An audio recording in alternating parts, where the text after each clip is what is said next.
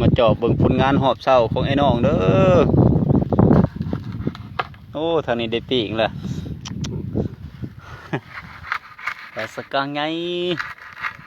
อิ่มเศร้ายอดได้นอนนี่ แม่น เสียงกระดิ่งดัง รับผลิตแล้ว โอ้เสือเก่งเดี๋ยวเด้ทางนี้ของไผเด้เนาะโอ้ผูกยาวแท้โอ้แตกเลยเด้อหอบเศร้ามูนี่เด้อนี่โอ้แห้งเดี๋ยวเด้โอ้บรุษง่ายตีนอนนี่ของไผเด้ของไผเด้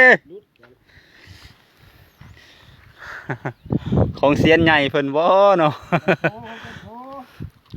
มามือได้ระบบพลาดเพิ่นเนี่ยอดมาหลายมือแล้ว มันรุดแดดแล้วก็คือว่าทำบุญมือบุญเลย เนี่ยนั่นบ่เฮ็ดได้จังว่าอย่าหลุด แต่ว่าญาติมันหลุดก็มันหลุดแต่ทำบุญ คนบ่หลายมื้อนี่บางว่าสิได้แตกหลายโตอยู่ดอก